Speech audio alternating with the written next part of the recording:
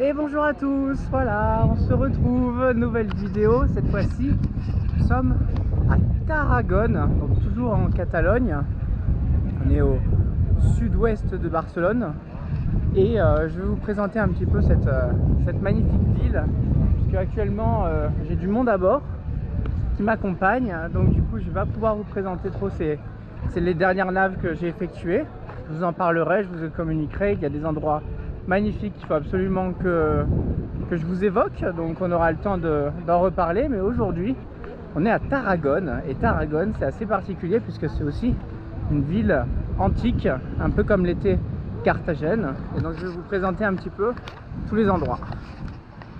Voilà, alors ici nous sommes au balcon de la Méditerranée, ils appellent ça. C'est une énorme terrasse dans la ville haute. Il y a deux parties, il y a la ville haute, la ville basse. Là on est tout en haut de la ville haute, vous voyez le port qui se situe juste là, avec Saori qui est là-bas. À l'arrière on peut voir qu'il y a un gros port industriel, on voit toutes les grues, etc. On peut voir aussi les cargos qui sont au mouillage en attente à cet endroit là. Voilà, une grande plage, de l'eau turquoise tout le long. C'est très sympa, hein. Ça rend pas trop honneur parce que là vous voyez il y a la route, les rails et le port industriel. Mais en soi c'est quand même assez agréable que ce soit dans le centre-ville ou dans la vieille ville. On peut apercevoir aussi là-bas il y a des énormes bateaux à moteur, des gros bateaux à moteur de luxe, des yachts immenses. Donc voilà, pour ceux qui aiment ça, en tout cas vous pouvez vous balader le long là-bas, c'est assez sympa le soir, c'est tout illuminé. Et voilà, aujourd'hui on va voir des choses bien plus intéressantes. Hop, je vous mets sur ma tête. Donc nous aujourd'hui on va avoir une nave au près. Donc on va voir un peu ce que ça donne. Malheureusement le vent est pile face à nous. Donc on va voir si on va réussir un peu à avancer quand même. Voilà, on verra dans quelles conditions. En tout cas, une des dernières choses que je voulais vous présenter avant de couper, ça se trouve par là-bas. On va y aller directement. Je me dépêche comme ça parce que je sais qu'il y a du vent.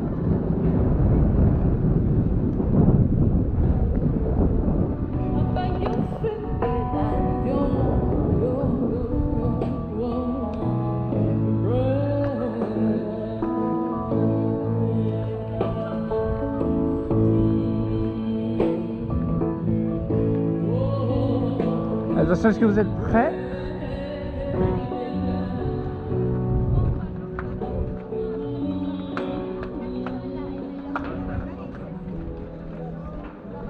Je rappelle que nous sommes en... Je sais même plus, on est fin octobre. On est fin octobre là, au cas où. Les gens sont en t-shirt, la nuit on est en t-shirt également. C'est au final le vrai été, c'est maintenant quoi, parce que avant cela, durant l'été précédent, il faisait tellement chaud, de jour comme de nuit, que c'était juste infernal.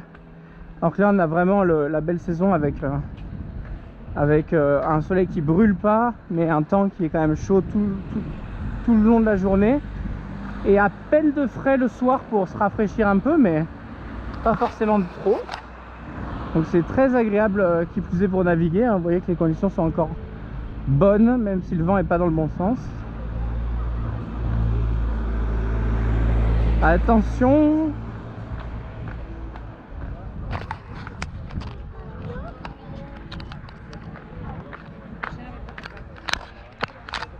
Tadam!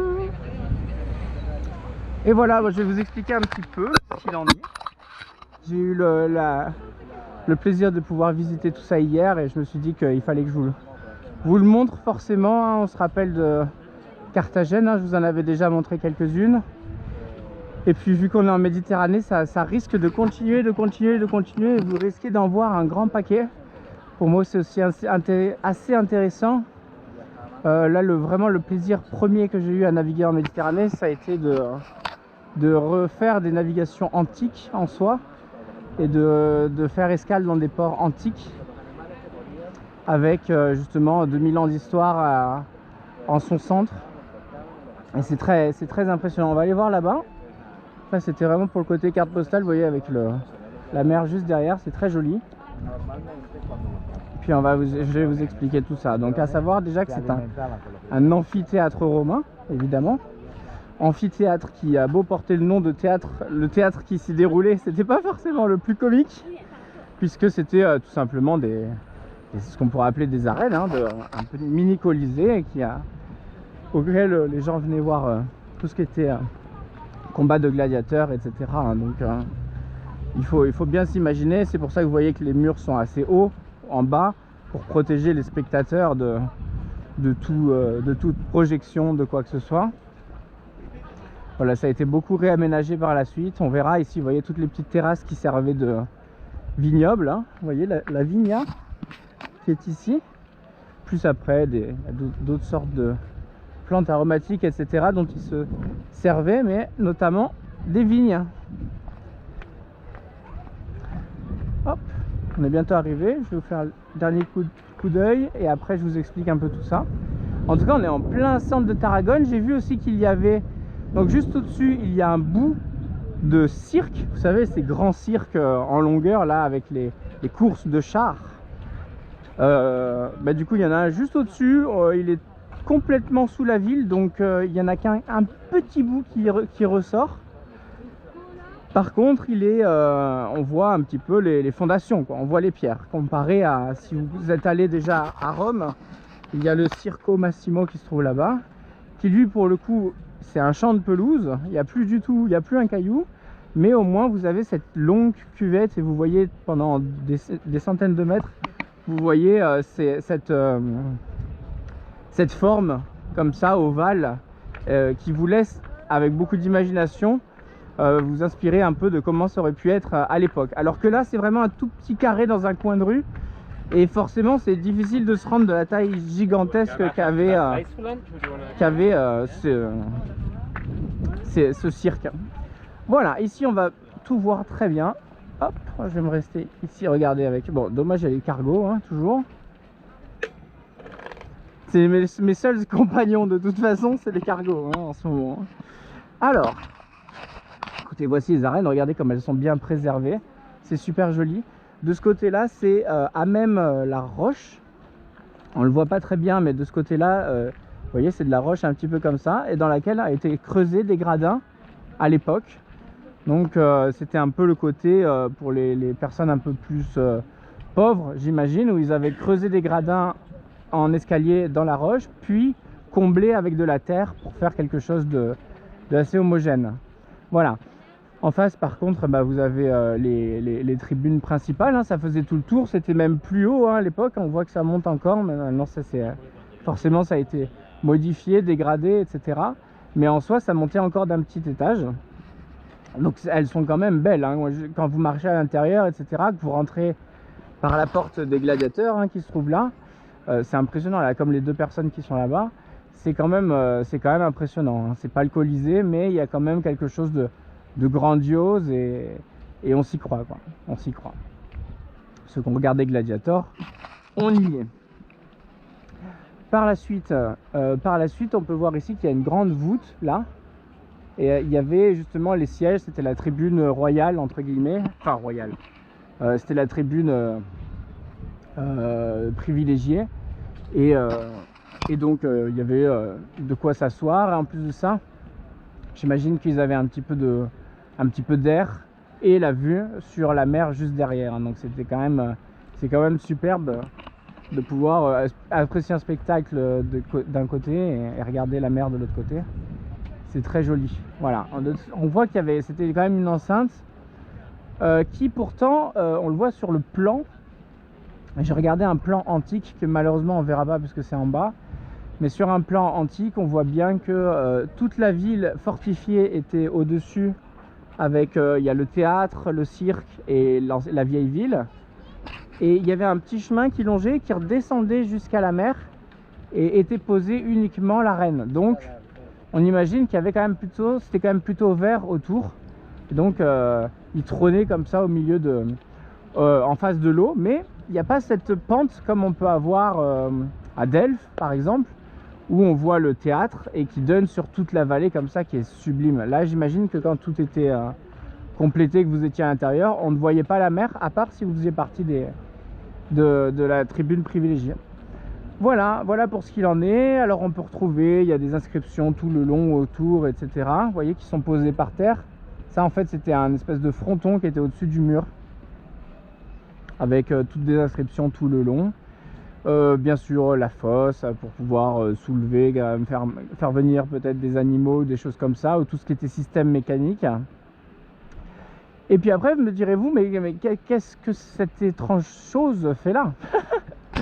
Et c'est vrai qu'il y a quand même quelque chose en plein milieu de l'arène. Donc on s'est renseigné évidemment, on est allé voir. Et donc vous ne l'aurez pas, ça ne vous aurait pas échappé, vous le voyez très bien qu'on peut retrouver facilement là une forme très particulière, à une ère très particulière, qui s'appelle l'ère des chrétiens, hein, tout simplement. On voit bien que le bâtiment est en forme de croix. Donc on imagine que, évidemment, on en déduit très facilement que ça a été construit bien après. Et donc l'histoire totale, ça a été donc en premier lieu, il faut savoir qu'ici c'était la Via Augustus. Donc vous voyez, vous vous rappelez quand j'étais là-haut au balcon, la Méditerranée, on voyait les rails comme ça qui passaient tout droit. Il faut imaginer qu'avant, à la place des rails d'aujourd'hui, c'était une route pavelée romaine qui passait ici, et donc forcément qui allait de ville en ville le long de la côte. Il y avait du commerce, il y avait des choses, etc. Donc de là, ils en ont construit cet amphithéâtre à Tarragone pour... alors je sais plus comment s'appelait la ville à l'époque, mais en tout cas, ils ont commencé à construire en premier lieu l'amphithéâtre pour justement des combats. Ça a duré plusieurs siècles, et un beau jour, ils ont eu la bonne idée de crucifier, comment on appelle ça, de mettre fin à la vie, je ne sais plus comment exactement, ça parlait de flamme ou je sais quoi, à une personne sainte au moment de la rébellion contre la chrétienté, etc. Enfin, il y a eu un moment où un certain peuple, j'ai plus les termes exacts, mais les locaux, on va dire, se sont révoltés contre la chrétienté et ont du coup brûlé ou ont fait mis à mort une personne sainte à cet endroit-là, pile là, au milieu de l'arène. Et donc par la suite, quand les chrétiens ont bien récupéré le pouvoir de partout, etc., ils ont donc créé cette église. C'était pas une église, ça avait un autre nom, là où a été sacrifiée la personne, quoi. Donc ils se sont dit, vu qu'elle a été sacrifiée au milieu de l'arène, on va mettre le bâtiment au milieu de l'arène, tout simplement. Voilà ce qui explique pourquoi ce bâtiment est situé ici. Par la suite, quelques siècles plus tard, en 2 siècles, le tout a été abandonné. Ça s'est transformé en couvent. Avec du coup ils ont commencé à aménager des terrassements et tout, avec les vignes qu'on avait vues par la suite, et à la fin ça a été transformé en prison. Voilà. Et donc j'imagine avant les fouilles il devait rester des ruines de prison, et ils ont commencé à tout déterrer petit à petit, et on peut voir sur le bâtiment là principal, on peut voir le moment où il a été jusqu'en bas, où c'était le premier édifice. Par la suite, un petit peu, on peut apercevoir le deuxième édifice qui a été découvert avant. Et l'édifice le plus moderne, qui était celui qu'on voyait, j'imagine. Donc, il y a quand même beaucoup de... il y a 2000 ans d'histoire qui sont réunis là, quoi, en commençant par les Romains, puis après les chrétiens, avec tout ce qui était au début un peu... je ne sais pas si c'était encore très polythéiste à ce moment-là, hein. C'était la fin du polythéisme romain, avec Jupiter, Neptune, etc., Mars. Et c'était sur la fin, en tout cas, on commençait à avoir la première église catholique. Et donc ça, par contre, c'était bien après, c'était vers le Moyen-Âge, etc., quoi. Un peu avant le Moyen-Âge et un peu après le Moyen-Âge, si je dis pas de bêtises. Voilà un petit peu pour le cours d'histoire. L'intérêt, c'était pas forcément de... c'était surtout de vous expliquer qu'est-ce que faisait ce bâtiment à cet endroit-là, en plein milieu des arènes. Et moi, ce qui me faisait bien plaisir à aller voir, c'est... Il y a une grande descente là, on voit pas, parce que... Mais avant la porte des gladiateurs, c'est vraiment une grande descente, etc. C'est comme dans le film, exactement comme dans le film, on s'y croirait, quoi. Donc voilà, il y a une vraie ambiance. Et moi qui ai fait le Colisée, malheureusement, le Colisée, son gros souci, c'est que d'extérieur, il est sublime, c'est une des plus belles choses qu'on puisse voir à Rome. Mais par contre, de l'intérieur, il paraît un peu désossé. C'est un peu, on a du mal à se rendre compte. Les gradins sont plus en forme de gradins et le sol est complètement, on voit tous les fonds, etc. Donc, au final, il y a un peu ce côté waouh quand on est à l'extérieur et un peu de déception quand on rentre à l'intérieur. Alors que là, quand vous rentrez à l'intérieur, vous y êtes, quoi. Il y a les gradins, il y a les frontons, il y a les inscriptions, il y a l'endroit privilégié juste au-dessus, etc. Donc il y a vraiment beaucoup plus d'immersion. Voilà, écoutez, on blablate, le temps passe et moi il me tarde d'aller naviguer, à pouvoir se régaler face au vent. On va voir ce que ça donne. De toute façon, il n'y a pas de vagues, donc il suffit qu'on va devoir tirer des bords, mais au moins le bateau, je pense qu'il risque de filer. Voilà, j'ai hâte de voir ça. Écoutez, je vous embrasse, je vous tiens au courant pour les prochaines navigations. J'essaye de vous tenir à jour. Là pour l'instant, la seule chose que je ne vous ai pas encore raconté, c'est le delta de l'Èbre, mais ça ne saurait tarder, que ce soit en live ou en vidéo embarquée. Je vous en parlerai longuement parce que c'était un endroit pareil, magnifique, et là pour le coup c'était un vivier de nature, etc. C'était très agréable, et comme ça, perdu au milieu de la Costa Brava qui est surconstruite, surexploitée, etc. Où tout le littoral est un petit peu bétonné. Au milieu, vous avez ce delta là qui est sublime. Donc forcément, je vous en parlerai. Voilà. Je vous embrasse et je vous dis à une prochaine fois. Voilà, dans une prochaine ville en Espagne. Bientôt la France. Bye bye. Ciao ciao. Et bonjour tout le monde. Voilà, je viens de regarder un tout petit peu la vidéo et je vois avec effroi que y a de la condensation qui s'est mise de partout sur l'écran, et du coup vous n'avez rien vu.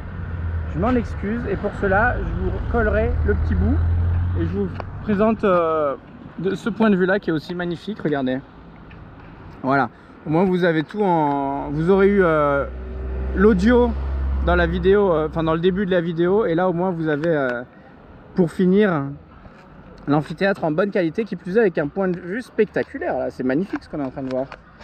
Vous voyez, on voyait bien la pente que sont en train d'emprunter le petit là. Vous voyez, ici il y a la pente dont je vous parlais. Ici on voit les gradins, tac tac tac, qui ont été construits dans la pierre. Et ici on voit bien l'intérieur, etc. On voit la croix qui se trouve ici. Vous voyez, on voit bien la forme de croix du bâtiment. Donc ce point de vue est pas mal finalement. Vous y gagnez un petit peu au change. Voilà, je vous embrasse, j'espère que tout cela, ça vous a intéressé. Je m'excuse pour la condensation, j'espère qu'elle s'est faite petit à petit et que c'était pas dégueulasse dès le début. En tout cas, je vous embrasse, je vous remercie d'avoir suivi.